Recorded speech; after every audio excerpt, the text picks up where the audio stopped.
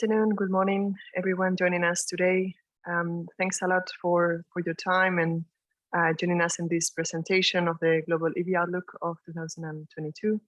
My name is Araceli Fernandez. I'm the head of the Technology Innovation Unit at the Energy Technology Policy Division at the IEA.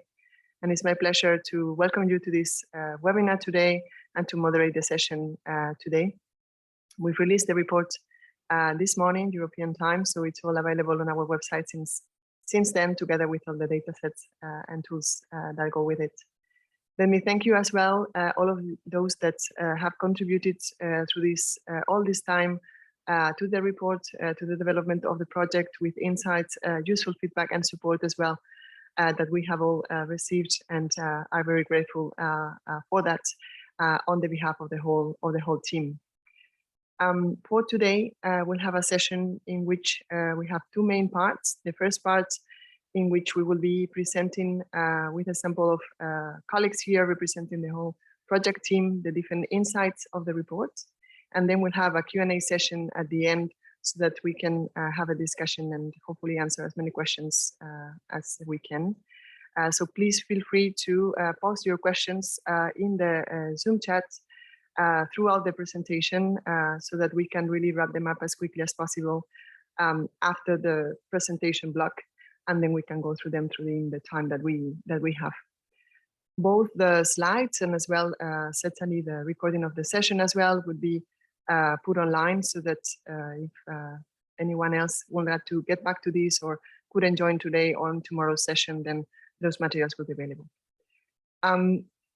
Just to get started, of course, some of you would be very well familiar with the Global EV Outlook. That's an annual series, which is the flagship publication of the Electric Vehicle Initiative.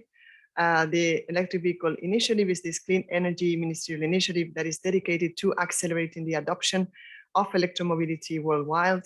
It's a multi-government policy forum dedicated to conducting collaborative activities that support the design and implementation of domestic electric vehicle deployment policies and programs.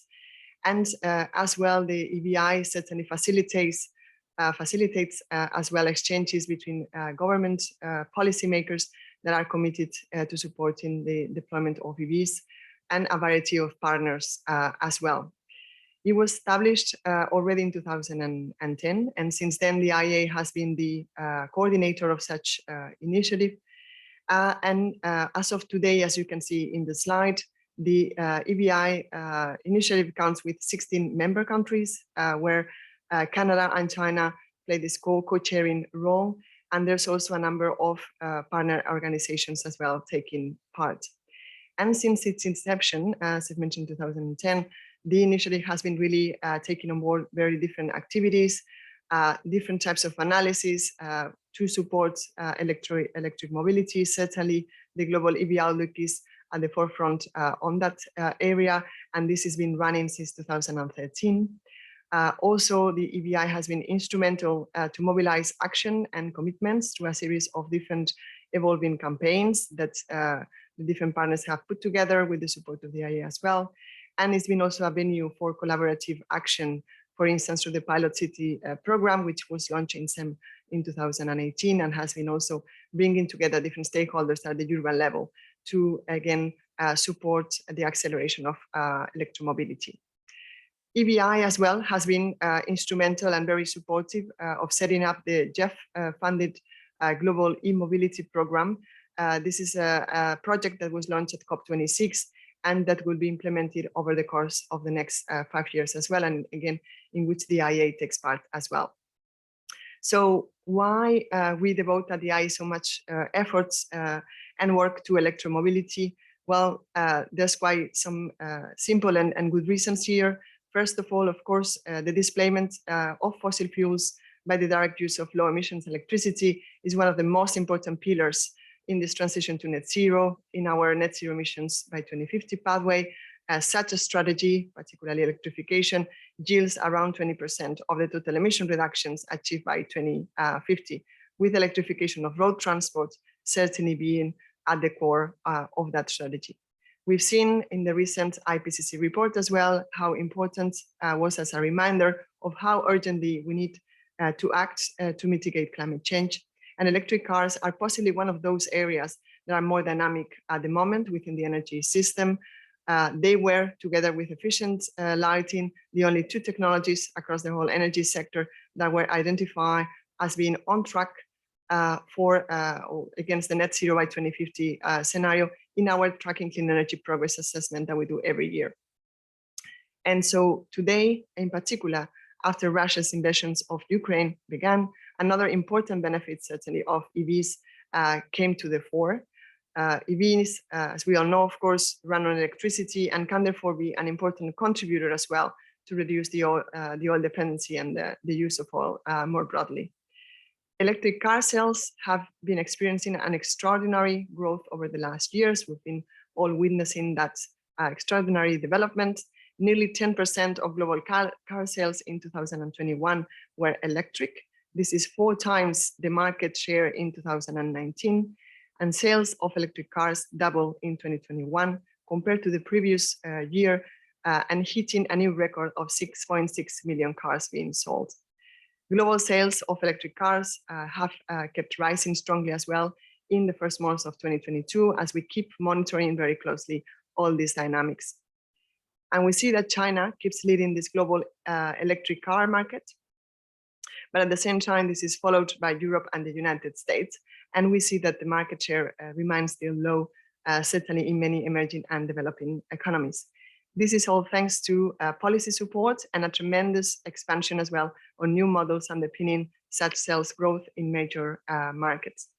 A growing number of countries have certainly ambitious vehicle electrification targets for the coming decades, and also many car makers as well, have plans to electrify their fleets that go beyond policy targets.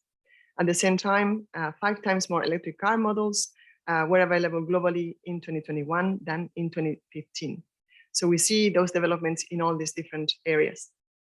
However, to sustain such growth and to, again, keep electric car sales on track for net zero, but also to expand that momentum and accelerate progress in other areas, we see that greater efforts are needed on targeted planning in particular, related to the rollout of charging infrastructure, the anticipation of supply chain bottlenecks, and boosting as well of critical mineral production. For example, just to put things a bit more tangible here, prices of lithium, a crucial mineral for car batteries, as my colleagues will discuss in more depth in the presentation, were over 7 times higher in May 2022 than at the start of 2021. And prices for cobalt and nickel also rose. All else being equal, the cost of battery packs could increase by 15% if these prices stay around current levels, which could reverse several years of declines. Russia's invasion of Ukraine has created further pressures since Russia supplies already 20% of global battery-grade nickel.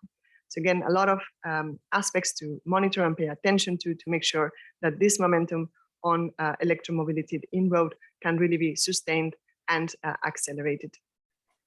For this very same reason, in this year's edition of GIVO, we had devoted a particular attention to this specific topic of supply chains, and the report includes a chapter that unpacks international EV battery supply chains as a whole as well. So with that, I won't take it for longer, and I will pass it on to my colleagues. There's a group of colleagues, as I've mentioned, that represent the main authors and contributors of the report, and will be presenting different key insights and features of it in today's session. So let me pass it on to my colleague, Jean-Baptiste Lemarois, who is going to present the main market trends observed this last year on electromobility. Thank you.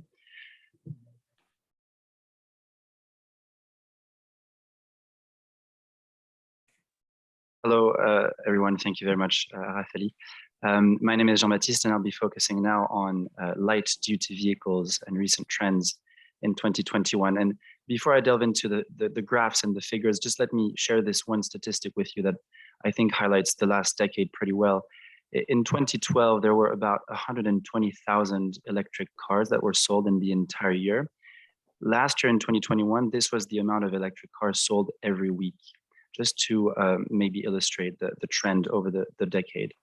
If we now look at the global stock of electric cars and the trends in the last decade, we see that in 2021, there were about 16.5 million electric cars on the road, and this is 3 times more than in 2018. This growth is particularly striking given that it comes at a time where overall car markets have been contracting due to the pandemic. You can also see in this graph that China is still dominating. Tali mentioned this in the opening remarks. China in 2021 had about 8 million cars, electric cars on its roads. Europe comes next, and the United States is the third largest market for electric cars. If we move from the global stock to sales of electric cars, what we can see in this slide is the sales of electric cars in columns, and the lines are market shares. And what we can say about 2021 is that it was a new record in the sense that electric car sales doubled to 6.6 million. This increase, as in previous years, was led by China, which accounted for half of the growth. And actually, more vehicles were sold in China in 2021 than in the entire world in 2020. Sales in Europe showed continued robust growth relative to previous years. It was up 65% in 2021. And in the US, it increased as well after 2 years of decline. This graph does not show this, but what we've observed in the first quarter of 2022 is similar. We've seen global sales increasing, up 75% relative to the first quarter of 2021. And we've seen sales in China doubling, 60% increase in the United States, and 25% increase in Europe. This overall growth of electric car sales has strengthened the positioning of electric cars relative to conventional offerings. And this is the lines that you can see, the electric car sales share. In 2021, nearly 10% of global car sales were electric, and that is 4 times the market share in 2019. In fact, in China and in some European countries, the sales share was above 15% for electric cars.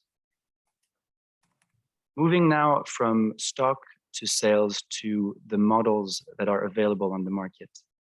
What we've seen in recent years is that car makers are accelerating their efforts to electrify their fleets, and they are marketing new models. There were over 450 models available in 2021 globally, and this is 5 times more than in 2015 and twice as many as in 2018. What we've seen last year is that we have many new announcements from car makers to further electrify their fleets. On this graph, what you can see is a focus on China, Europe, and the United States.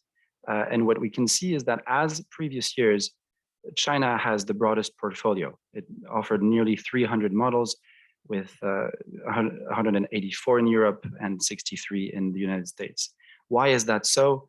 Well, China has a bit of a longer history marketing a number of different models, and that is also because its EV market is more fragmented, with across regions many companies offering regional models. Automakers and consumers, and this is another finding from this graph, still prime larger models of electric vehicles. What we have observed is that there is a preference for SUVs, sports utility vehicles, and larger models across the board. About half of the electric models available in major markets in 2021 were such large models, SUVs and larger ones, far ahead of small models and medium-sized ones, which were 10% and 20% respectively. Small models found most success in China, but that was still only 10% of all models. In 2022 and beyond, what we expect is to see even further electric SUV models available. And this is expected to increase the demand for large battery designs and for the raw materials needed to produce them. If we now turn to the EV story in emerging economies, it is a bit more mixed. What we can see on the right-hand side graph is that sales overall remain much lower than in major markets, with a sales share that is also lower. We see an electric sales share below 1% in major economies, such as Brazil, India, and Indonesia. There has been increases in the last years, which are encouraging, with a doubling in certain regions in 2021. If we focus on the red lines here, on the models that are available, we do see that there is some increase in recent years. However, it remains still lower than in major markets. And one core aspect that we cannot see here on this graph is that the major models that are available are usually bigger ones, higher end ones, and that remain, broadly speaking, unaffordable to mass market consumers. So models availability remains limited and prices high. The number of models has been increasing, which is encouraging if we see smaller models reaching markets. And in this final slide for light duty vehicle trends, it's about what underpins EV growth, and that is sustained policy support. In this slide, what you can see is the budget spent by governments in China, in Europe, and the United States to support EV adoption, such as through subsidies and incentives. Overall, public spending nearly doubled in 2021 to about $30 billion. This is only 10% of global spending, because consumer spending also doubled to reach about 250 billion. However, the share of government in that global spending has been decreasing from 20% only 5 years ago. Now, if we look at different countries and regions, what we see in China is that government spending doubled in 2021 to about $12 billion. Subsidies per electric car actually have been declining and sales boomed, so the support per unit is decreasing. In Europe, public spending increased as well, and subsidies per electric car have been increasing as well. But there's been a price cap that limits eligibility, and because sales increased overall, government support per unit remains flat. In the US, public spending tripled in 2021, and that is also due to the fact that more and more companies are marketing models in the US, so more cars actually get subsidies. And the per unit support has been increasing as a result, although it remains on a downward trend since 2018. After focusing on electric cars, I will hand the microphone to our colleague Jacob. Thanks, Jean-Baptiste. 2- and 3-wheelers are also electrifying. The very small battery sizes needed to deliver adequate range for a daily commute and the simplicity of their manufacturing make electric variants in some regions cheaper to buy than their internal combustion engine counterparts. And the cost of driving on electricity is nearly always much lower than driving on gasoline. Electric 2- 3-wheelers sales shares are highest in East and Southeast Asian countries, and this is particularly promising as electric 2- and 3-wheelers are a common mode of transport in many of these countries, that in some cases they consume as much as or more gasoline than cars. This market continues to attract new investment. A notable example is one of the world's largest electric 2- and 3-wheeler factories being built in India.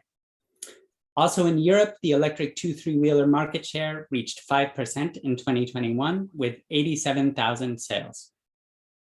But China dominates the electric 2- 3-wheeler market, having reached 9.5 million electric 2- 3-wheeler new registrations in 2021, a 50% market share, and making up more than 90% out of the global total of electric 2- and 3-wheeler sales, at just over 10 million each 2- 3-wheelers sold worldwide. China similarly dominates in terms of sales of electric buses and trucks, making up around 95% of electric bus sales and around 90% of electric trucks sales worldwide. But sales of electric buses since about 2018 in the United States and throughout Europe have been chipping away at this dominance of the global market, supported by national and/or city-level targets, transitions to public procurement of electric buses as the norm for certain municipal transit bus operations, and regulatory and fiscal incentives.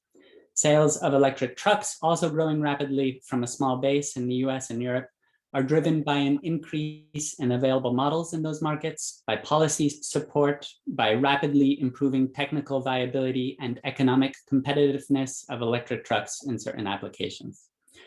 Truck rollout can build on the operational experience, technology advances, and infrastructure models that have been successfully already applied in return to base operations such as urban delivery vans, shuttle and school buses, and garbage trucks. The next step is to make even longer distance applications with higher overall daily energy storage needs, such as regional and long haul freight, competitive and convenient, and to increase the payloads as well as their flexibility and autonomy of operations. Commercialization patterns of heavy duty vehicles by segment clearly illustrate the progress across typical stages of technology development. They also show the steadily increasing range of models available in each segment. And I'll give the floor now to Heiji Kim to talk about EV chargers.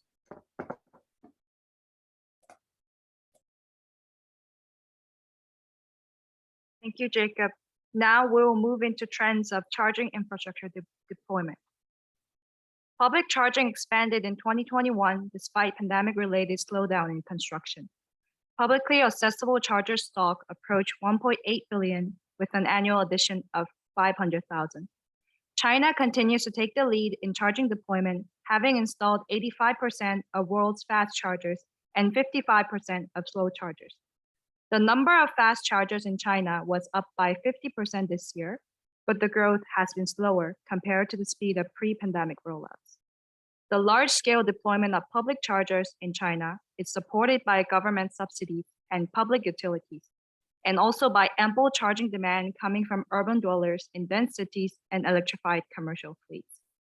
Europe ranks the second to have 30% year-on-year increase on both slow and fast chargers, accounting for a quarter of global slow charger stock. Netherlands leads in Europe with more than 80,000 slow chargers, followed by France, Germany, and the United Kingdom. In the United States, the growth of slow charging was slowest among major markets, while fast charging network has 30% increase. Among other markets, Korea showed an impressive growth of 50% for slow and even up by 70% for fast chargers. Making sure public charging network is available to drivers is important to sustain the momentum in EV sales. Public charging enables EV owners to undertake long distance journeys and also for drivers without access to home or workplace charger, such as in large cities. We observe as the stock share of BEV increases, public charging point per BEV decreases in most countries. This means as EVs penetrate in the market, public charging infrastructure is more widely shared, creating a downward historical trend as we can see in Netherlands and Norway. The number of EVs on the road per charging point ratio can help assess the suitability of charging network. Globally, there were 10 EVs on the road per charging point in 2021. However, countries show different speeds of charger deployment. In China, Korea, and Netherlands, EV per charging point ratio remained relatively flat under 10, meaning speed of public charger deployment matches the speed of EV stock growth.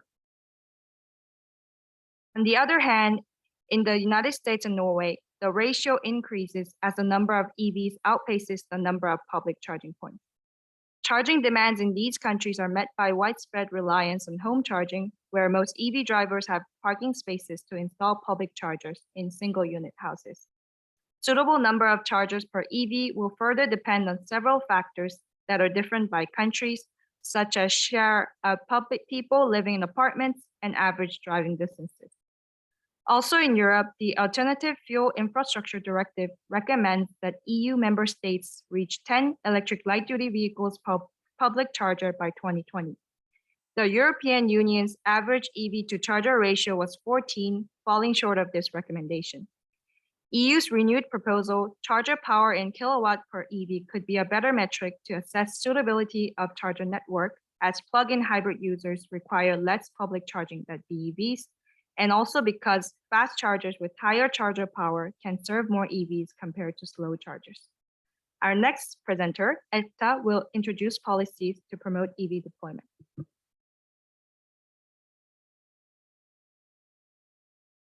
So before getting started, I just wanted to announce that also the Global EV Policy Explorers 2022 version has been launched.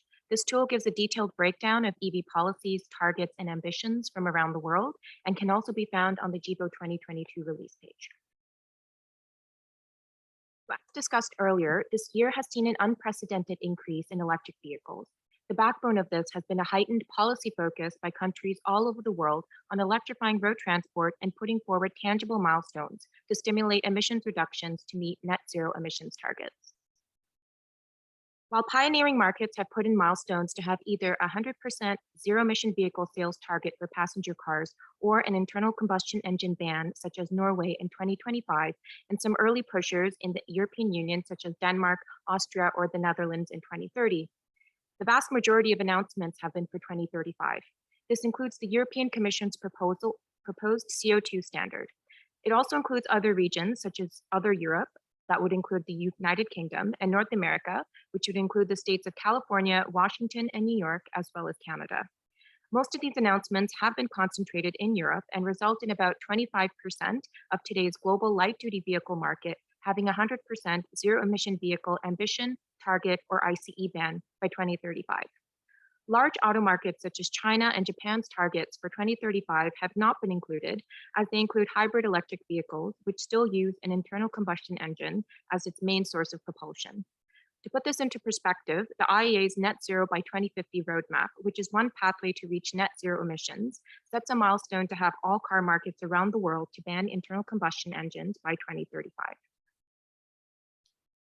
Last year saw significant policy updates in these key markets that you can see on the slide, further bolstering the acceleration of sales in these regions.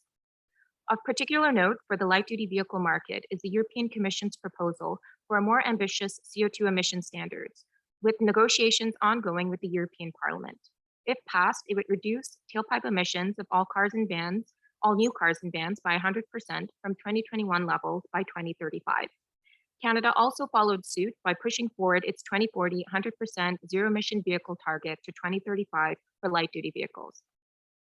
Also of significant importance has been the US's recent announcement to reach a 50% EV sales target by 2030, as well as individual state-level ICE bans.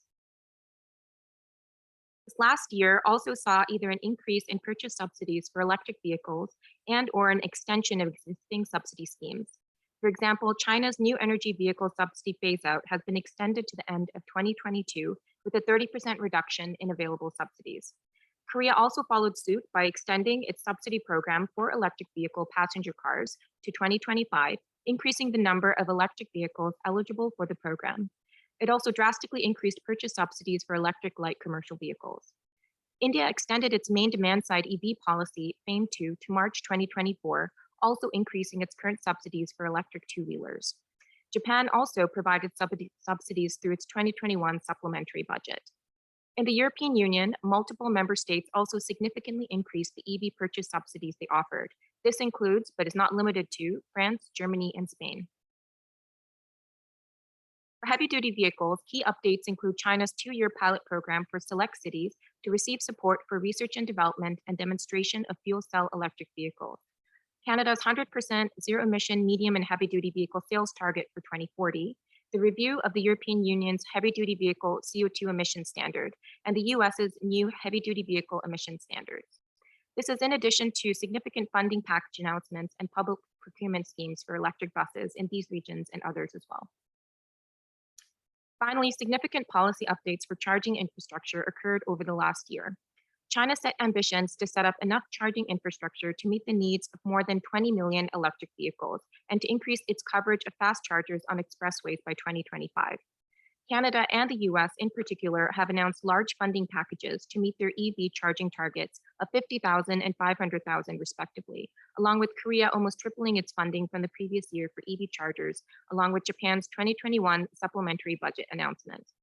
Finally, of importance is the European Commission's proposal to change its alternative fuels infrastructure directive to a regulation, also setting much needed targets along the trans-European network, not only for light-duty vehicles, but for heavy-duty vehicles as well. In addition, India has set aside budgetary commitments to promote battery swapping stations, predominantly for 2- or 3-wheelers, along with China's battery swapping pilots in 11 cities. As an executing agency for the Global E-Mobility Program, which is co-funded by the Global Environmental Facility, or GEF, and other organizations and bilateral donors, including the IEA's deliverables under Working Group 1 on electric light-duty vehicles looks to use this year's Global EV Outlook to look at e-mobility policies in emerging markets. For emerging markets, the narrative is different, as many countries have just begun putting forward policies to initiate EV growth. Of note is Chile's National Electromobility Strategy, which sets a 100% light-duty vehicle ZEV sales target for 2035, along with a similar target for public transport and freight transport for 2035 and 2040 respectively. Indonesia has also set targets for both electric light-duty vehicles and two-wheelers for 2030, along with an unofficial ambition that has not been formalized yet of 100% electric car and van sales target by 2050, and Kenya's target of 5% imported vehicles to be electric vehicles by 2025. Another common policy instrument has been the use of tax benefits and import or excise duties on battery electric vehicles compared to their ICE equivalents, as can be seen in Kenya, South Africa, which has been proposed, Thailand, and Indonesia.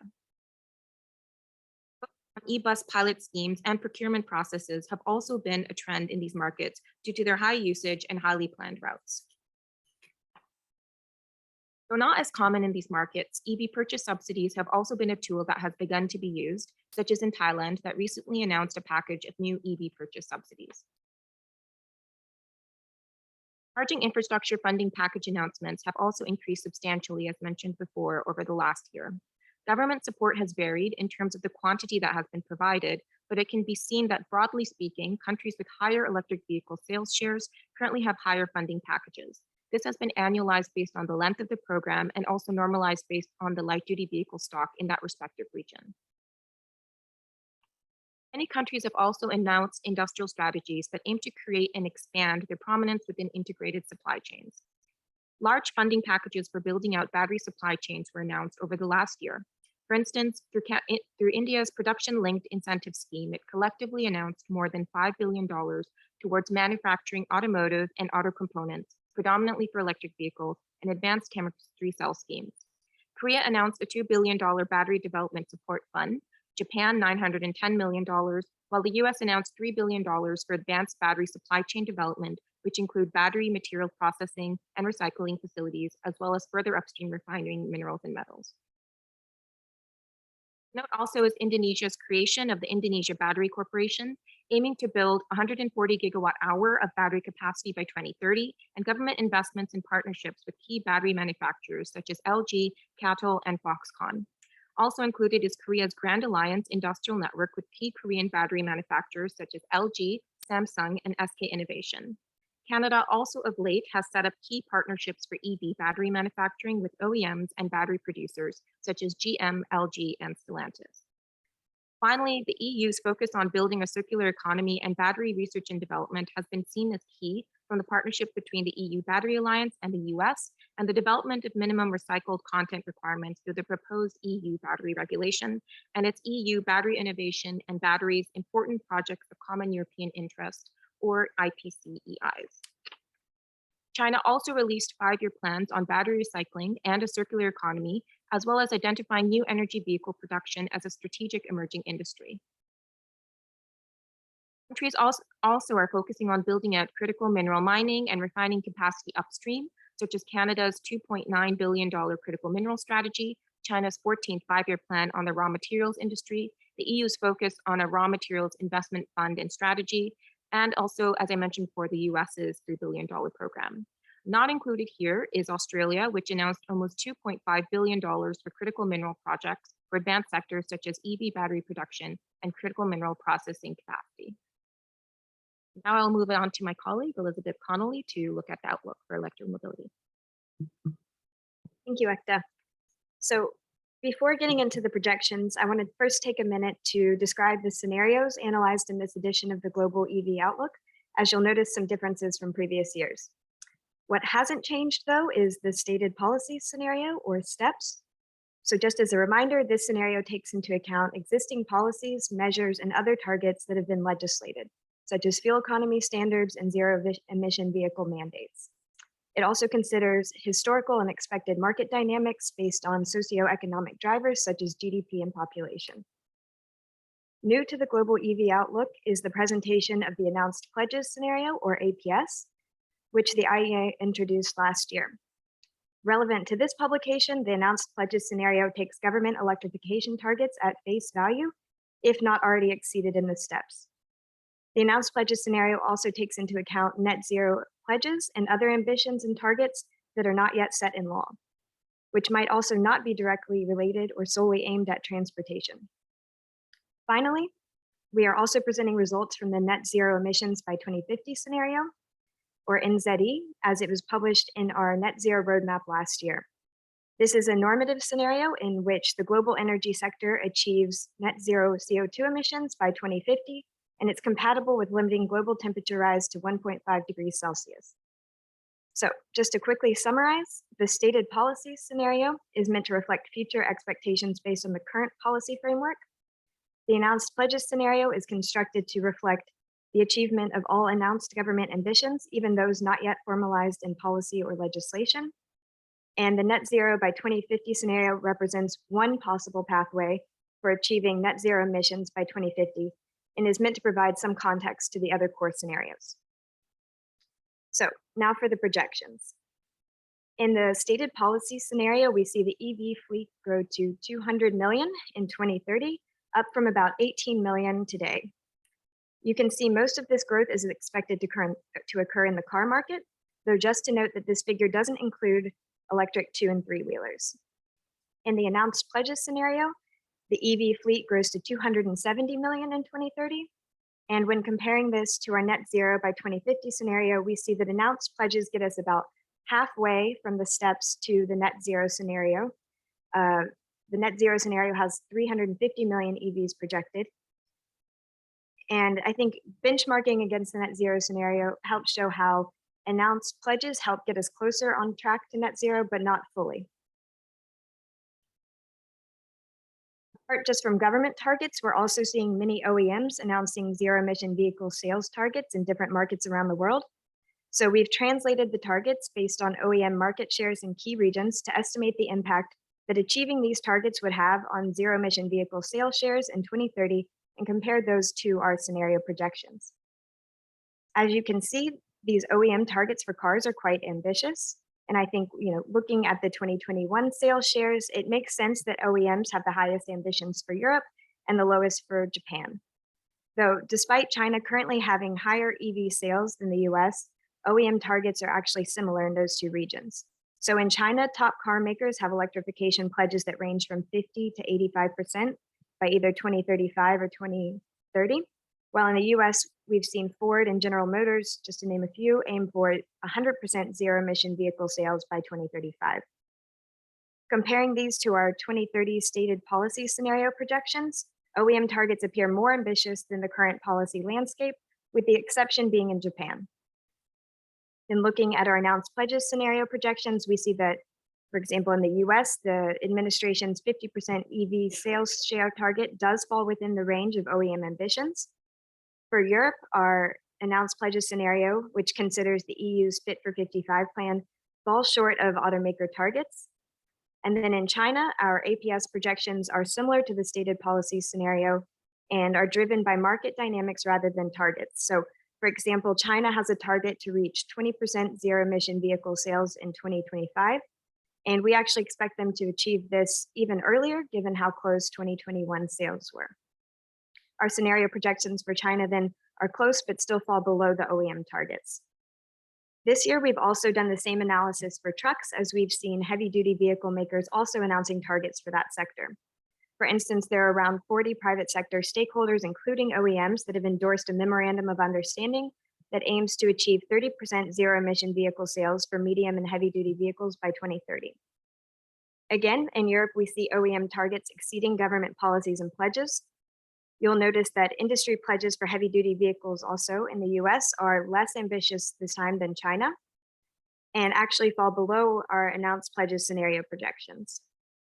But in general, to realize these automaker ambitions, both for light and heavy-duty vehicles, governments need to provide policy support, including for the establishment of public charging infrastructure. One of the benefits of electric vehicles is reducing dependency on oil for transport. And so today, oil accounts for over 90% of transport energy consumption. And in March this year, in the context of Russia's invasion of Ukraine and the emerging global energy crisis, the IEA published a 10-point plan to cut oil use. And one of these points or recommendations included the adoption of electric vehicles. In the global EV outlook, we've analyzed oil displacement as a result of electric vehicle adoptions. Already in 2021, the stock of electric vehicles resulted in the displacement of 3,000 barrels of oil per day. However, this represents a very small share of oil consumption. So for reference, today's car stock alone consumes about 20 million barrels of oil per day. The displacement of oil is expected to increase rapidly, though. In the stated policy scenario, global oil displacement reaches 1.3 million barrels of oil per day in 2025. And this increases by about 20% in the announced pledges scenario, avoiding over 1.5 million barrels of oil consumption per day. By 2030, global oil displacement from EVs reaches 3.4 million barrels per day in the stated policy scenario, and this increases by 33% in the announced pledges scenario, resulting in 4.6 million barrels of oil per day being displaced. The largest displacement of oil occurs in China, where over 1.3 million barrels of oil per day is avoided, followed by the US and Europe, each with over 1 million barrels per day being displaced by electric vehicles. Displacing these gasoline and diesel vehicles also helps lead to greenhouse gas emissions reductions, even when considering well-to-wheel emissions. Looking at 2021, we see that electricity to power EVs contributed some 30 million tons of CO2 equivalent, which includes the emissions from generating the electricity as well as the losses that occur with transmission and distribution. However, EVs displaced emissions that would have occurred from purely gasoline or diesel vehicles, which means EVs avoided about 70 million tons of CO2, and thus were responsible for a net greenhouse gas emission savings of about 40 million tons in 2021. For reference, this is about the level of emissions of the energy sector in Finland today. Looking forward to 2030 in the stated policy scenario, the net emissions benefit increases to 450 million tons of CO2 equivalent. And in the announced pledges scenario, the benefit increases even further, resulting in a net emissions savings of about 580 million tons of CO2 equivalent. Again, for reference, this reduction in the announced pledges scenario is equivalent to the energy-related emissions of Canada today. Looking more closely at the amount of electricity needed to power EVs, in 2021, EVs consumed about 55 terawatt hours globally, which is about 0.25% of total global electricity demand. As EV penetration increases, so too will its share of total electricity demand. In the stated policy scenario in 2030, global electricity demand of EVs is estimated to increase over 10-fold to reach about 780 terawatt hours of demand, constituting a bit less than 3% of global electricity demand. However, it's important to note that the share of electricity demand will vary by region, and while in China and the US, the share is only slightly higher than the global average, in Europe, EVs are projected to constitute 5.5% of total electricity demand. In the announced pledges scenario, global electricity demand reaches 1,100 terawatt hours, which is twice today's total electricity use in Brazil. As a share of total global electricity demand, though, this represents only 4%. And while China's electricity demand from EVs remains similar in the announced pledges scenario, it increases significantly in the United States, reaching almost 6% of total national electricity demand in 2030. In Europe, electricity demand for EVs reaches 6.5% of total demand in 2030. Even though EV electricity demand on a global basis represents a relatively small share of total demand, it will be an important and challenging consideration for some regions. And so government and industry really need to start strategizing how this amount of electricity can be delivered to vehicles, which leads us to the discussion on EV charging infrastructure. Today, most charging for light-duty vehicles occurs at home, but the deployment of public infrastructure will be key for the expansion of EVs. And governments across the world have already begun making plans to increase the coverage of public charging. In the stated policy scenario, the number of public chargers reaches 13 million in 2030, up from 1.8 million in 2021. However, over 90% of all chargers are still private, and this reflects the fact that 2/3 of electricity will be delivered to vehicles through private chargers, a share only slightly lower than today. And this is because we believe that at least until 2030, most EVs will continue to be owned by households with access to private charging. When looking at installed capacity, though, in terms of gigawatts, then public charging accounts for a much larger share, given their much higher power rating. In the announced pledges scenario, 660 gigawatts of public chargers are installed. And I'll note too that more than 2/3 of this public charging capacity is projected to be in China. And this is given the government's focus on public charging, as well as the relatively dense urban environment. As road transportation transitions towards electrification, new market opportunities will also open up for electricity providers. We estimated that already in 2021, $8.5 billion per year are spent on EV charging. It's important to note too that not all kilowatt hours are worth the same, so there are significant differences in the price of electricity across countries, but maybe more importantly, the price per unit of energy tends to also be higher the faster the charging point is. And that's because the price needs to not only cover the equipment, but also the expenditures related to having a high-powered grid connection.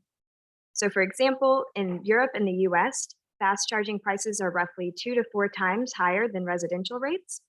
Though in China, the difference is smaller thanks to higher charger utilization rates and economies of scale. So as we look to the future market for charging, we see that heavy-duty vehicles are increasing as a share, as these chargers tend to have higher power ratings than chargers for light-duty vehicles, and thus the price of electricity delivered will be higher. We estimate that the market for EVs charging will reach 190 billion US dollars in 2030 in the announced pledges scenario. While most of the market value will come from the sale of electricity from private chargers, a third of the value will come from the sale through public chargers. And then briefly, just to look at regional markets, it's interesting to note that we see Europe with the largest charging market value, and this is due in part to the higher average electricity prices compared to other regions.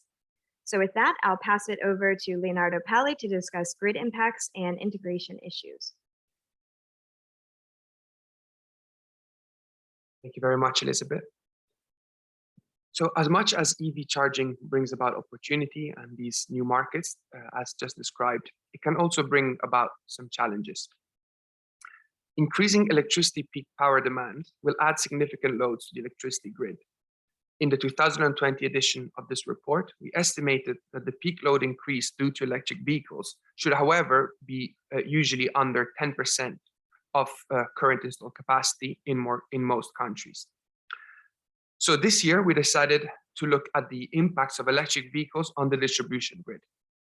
We did so by leveraging a grid simulation model that was developed by a team of researchers in RWTH Aachen for 2 areas in Germany, a rural area and an urban area.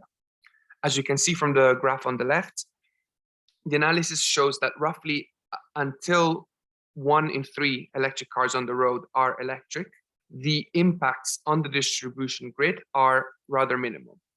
And most upgrades that we are seeing in the simulation focus on the substitution of transformers to enable them to do voltage control. Now, let's compare this to some of the numbers that we get from our scenarios. We see that by 2030, in our scenarios, all regions will have an average stock share that is below 30%. So on average, grid congestion should not be an overall showstopper, at least this decade, and in major EV markets. And that is even if it is left unmanaged. This does not mean that we can rest on our laurels when it comes to grid development. Actually, certain front-runner cities that are ahead of the curve in terms of electrification and space heating might feel congestions before then. And actually, some cities already are. It is therefore key to ensure good grid planning practices and the cooperation across all stakeholders to avoid grid bottlenecks over the coming decade. Now, be it for truck charging, for bus charging, or for an ever-increasing load from electrified heating and personal transport, grid upgrades will be necessary at some point. Currently, making grid upgrades is a lengthy affair. Construction times are often close to 1 year, and they can double when considering the time that is required to complete the necessary administrative and legal steps. The lead times can explode when high voltage transmission is involved, and that is especially when it comes to high voltage lines. Therefore, ensuring clear and shorter permitting times for these grid upgrades will actually help the grid keep up with the ever-rising loads that are needed for the energy transition. But it is not all about physical infrastructure. Digital technology and market design can play a key role in EV grid integration. Currently, there are a number of technical and market barriers that exist, which prevent smart charging from being deployed at a large scale. For example, network operators in medium and low voltage grids are not currently able to measure nor forecast loads at a sufficiently granular level to enable smart charging. Moreover, hourly or sub-hourly time of use electricity rates are still a fairly uncommon feature for residential consumer. And this makes it difficult to have efficient price signals to be transmitted to the final consumers. Fortunately, pilot projects are underway in several countries. It is paramount for these technologies and market designs to be adopted rapidly. And they have to be adopted well before electric vehicles and other loads become too large. Unidirectional smart charging and eventually vehicle-to-grid technologies offer to turn electric vehicles from a liability in terms of grid stability into an asset that can contribute to a secure and stable electricity grid. And with this, I will pass on the word to Shobhan Beer that will talk to you. Thank you, Leonardo. So I'm going to present on EV batteries and their supply chains. So first, starting with recent developments. One of the biggest challenges facing the EV industry at the moment is the remarkable surge in battery metal prices. The lithium price is now over 7 times higher than it was at the start of 2021, and the nickel and cobalt price have doubled over the same period. The lithium price currently is almost 3 times higher than its previous peak, and the nickel price has reached price levels never seen before. So what is driving these exceptional price rises? It is caused by a combination of surging battery demand coupled with supply chain disruptions from, for example, the pandemic and Russia's invasion of Ukraine. But most critically, it's from significant underinvestment in new supply in the years of low battery metal prices preceding 2021. Nevertheless, battery pack prices still decreased in 2021, but much of the commodity price rise from the end of 2021 was not felt until this year. If all else stayed equal at prices from the first quarter of this year, the average battery pack price would increase 15% this year, which would be the first time it would have ever increased, reversing a decade-long trend. The battery demand has been increasing each year, but it doubled in 2021, primarily driven by China. This has added considerable pressure into supply and on prices. These high prices have already had an impact on chemistry choices. LFP is a chemistry which contains no nickel or cobalt and is a lower energy density and was being displaced in favor of high energy density nickel-rich chemistries over the last few years. However, in 2021, LFP had a major resurgence with its share more than doubling in 2021. This has been partly driven by a recent technical innovation, cell-to-pack, which has improved its energy density, but it's mainly been due to these high commodity prices where automakers have switched over to LFP for high volume models to reduce commodity price exposure. In fact, almost half of all Teslas made so far in 2022 were using LFP, a major change. Now looking at the EV battery supply chain, which is a major driver, which is the major driver for these price rises. First, at the mining of the raw material, which you can see for all critical battery materials is extremely geographically concentrated, even more so than for oil and gas. This creates vulnerability to supply shocks. Russia, which despite not looking like it has a particularly large share of nickel supply, is a concern as is the world's largest supplier of class 1 battery grade nickel, producing 20% of global supply, an obvious concern at the moment. When looking at the rest of the supply chain, you can see China dominates the entire downstream battery supply chain. First, raw material processing, where the ores and concentrates that have been mined are refined into the high purity chemicals for use in the rest of the supply chain. China has over half of processing capacity for lithium, cobalt, and graphite. Cathode and anode material, the most critical components of batteries, and they are highly specialized and require complex processing. China has 70% of cathode and 85% of anode material production capacity, with the remainder principally located in Korea and Japan. These are highly specialized industries with high barriers to entry.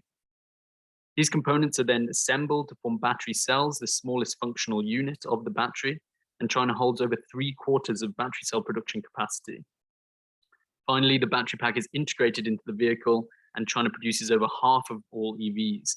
Europe has a considerable share of EV production with about 1/4, but holds very little else of the rest of the supply chain, and the US holds even less. However, significant investments are being made into battery production in Europe and the US, and by the end of the decade, they're expected to double their capacity to about 1/4.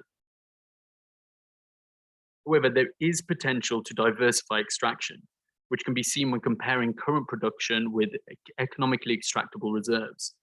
For example, Australia has the joint largest reserves of nickel alongside Indonesia, and the second largest reserves of cobalt, despite having a very small share of current production. Also, current production of all these minerals is less than 3% of reserves, showing there is enormous potential to diversify in the long term. Now looking at the outlook to 2030, battery demand is set to increase rapidly, increasing over 6-fold in the stated policy scenario and 10-fold in the announced pledges scenario by 2030. And all elements of the battery supply chain must expand significantly to meet this. First, looking at metals, this means dozens of new mines, and with lithium facing the particularly largest growth in demand. The same is true for cathode and anode material production facilities, and for gigafactories and EV production plants. 90 new gigafactories are needed by 2030 in order to meet demand in the announced pledges scenario. So is this possible in the time frame? Looking at the lead times of each stage of the battery supply chain, from investment to a production facility being up and running, for all downstream stages, it appears the lead times are actually relatively short, typically only a few years or so. However, when looking at mining and extraction, the lead times can be much longer, and this is a clear concern. There is evidence that securing permits and conducting feasibility studies for new mines is taking much longer than before, and this is an area of inefficiency which should be addressed. In order to guarantee sufficient supply in 2030, investment is needed in new mining capacity now. When comparing supply projections from mining experts with our demand projections, it appears there is sufficient supply expected in 2030 to meet stated policy scenario demand. However, this is with a small margin, and it's only if all supply comes online as scheduled, which is a huge undertaking. However, with the announced pledges scenario, there is a clear deficit, particularly for lithium, where supply would need to increase by 1/3 in order to meet demand.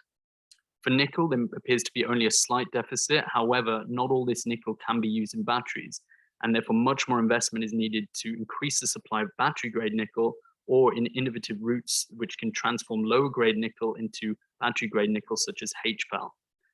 For cobalt, demand in both scenarios is actually expected to be met by supply, and this is due to the trend of reducing cobalt content in batteries, which is expected to continue. However, to meet much more investment is needed in supply of all metals in order to meet demand in the net zero by 2050 scenario. So battery chemistry choices are already changing in response to these high commodity prices, such as the recent surge in LFP. But what would be the impact if prices remain high for longer and automakers respond to these prices strongly? For this, we present the constrained chemistry case, where automakers more greatly shift to chemistries with lower critical mineral intensities, and where the development of alternative chemistries is accelerated. Here you can see much less nickel-rich chemistries, much more LFP, more manganese-rich, and more sodium ion. Sodium ion is the only chemistry here which does not contain lithium, and this is a chemistry which relies on only abundant materials, which was commercially introduced by the world's biggest battery maker last year, CATL. However, it's yet to develop any supply chain, and there is no supply chain currently for its cathode and nanomaterials, which will take time. In the constrained chemistry case, there's a dramatic reduction in metal demand, particularly for nickel and cobalt. For APS, this would actually reduce nickel demand to be in line with STEPS demand, a significant reduction.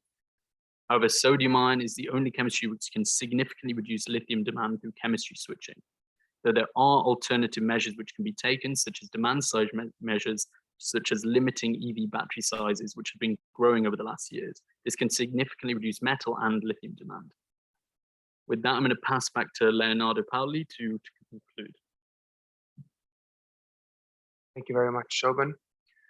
So I would like to conclude this webinar with just 5 key policy recommendations that stem from this year's analysis. So first of all, we need to maintain and adapt the support for electric cars. Growth is indeed rapid, but it can by no means be taken for granted. A clear policy framework, including increasingly stringent CO2 or fuel economy standards, must be kept in place, or it must be introduced where it is absent. In addition, it is important for governments to adapt their support policies. Simple incentive schemes, such as those that are used by many governments, can become unsustainably expensive over time with these rates of growth. Second, we need to kickstart the electrification of the trucking sector.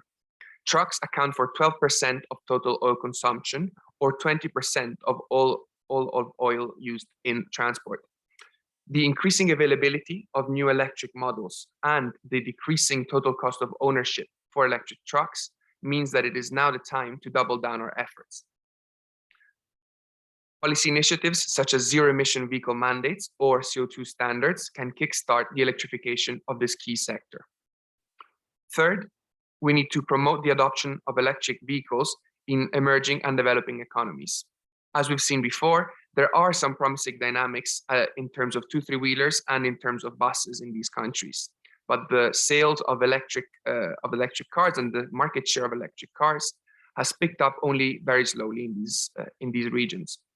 Higher purchase costs and the lack of charging infrastructure are key issues here, and this needs to change now. Fourth, we need to expand EV infrastructure and electricity grid. As mentioned earlier, our analysis shows that most distribution grids should be able to cope with EV charging loads, at least up to 2030, and at least in major electric vehicle markets. However, investments in tomorrow's grid must begin today. The deployment and development of digital technologies for smart grid should be incentivized. In addition, public and private charging infrastructure must also continue to be rolled out. And then last but not least, it is essential to develop a strong and resilient supply chain, without which the electric vehicle transition will simply not be possible. Each step of the supply chain must be expanded, but our analysis shows that it is the mineral extraction step that is the most critical. And this is due, as was just said, to the very long lead times that are involved in the expansion of this sector. Therefore, investments must be made now to avoid bottlenecks down the line.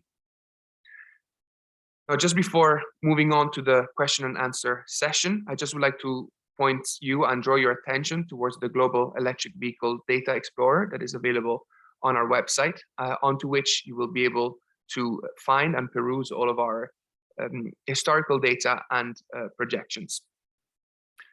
And now I will give the floor